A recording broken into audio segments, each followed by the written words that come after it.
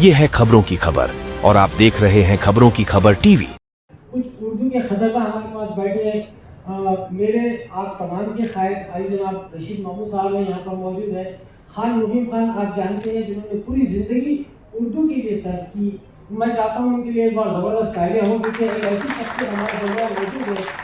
सरताज आकिब साहब, जिनका नाम भी आप जानते हैं कि पूरे शहर में वो मारूफ थे।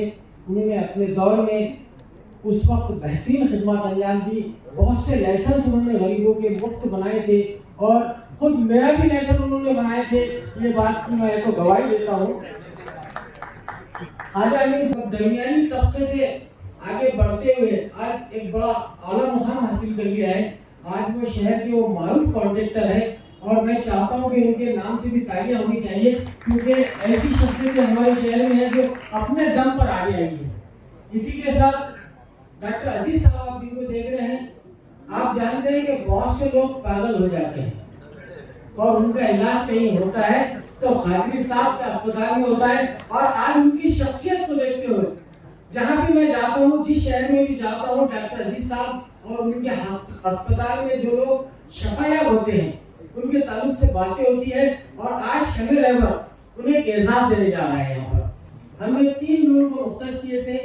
पूरी तरह तलाश करने के बाद एक नाम था डॉक्टर अजीज साहब, दूसरा नाम सीपीआर कंपनी के मालिक, जो खास तौर पर बहुत ज़्यादा सेकुलर माइंड है और हमेशा उनकी कंपनी में अता हैदराबादी साहब आ गए नए अंदाज में, निजाम सरकार के दौर से आए हैं।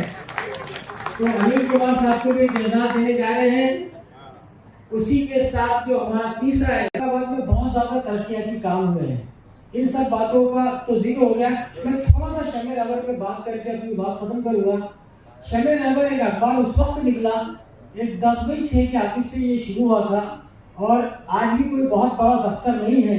आज हमारे पास बहुत ज़्यादा सोर्सेज नहीं है।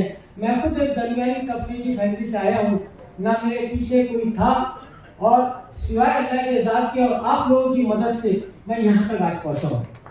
मेरे साथ अगर किसी ने उस दौर में सबसे ज़्यादा सपोर्ट किया था वो थे मरहूम अब्दुल समद खान साहब, जो हमारे मुदीर अब्दुल गफ्फार साहब के वालिद मोहतरम हैं। उन्होंने बहुत ताउन किया, उस फैमिली ने हमेशा मेरी मदद की।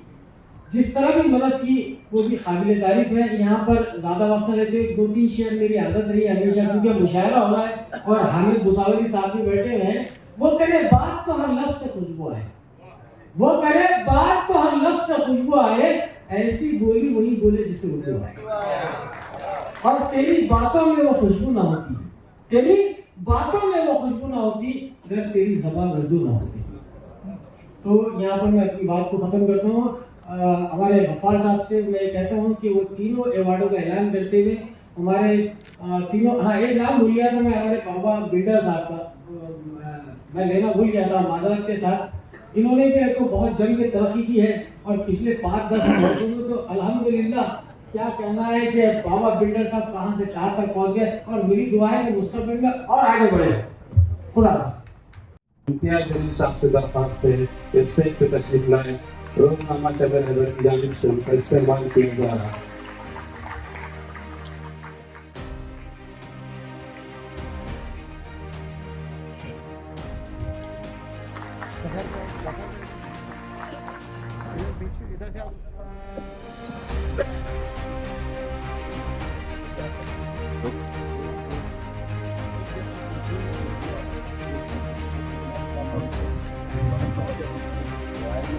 इस मौके पर एक फोटो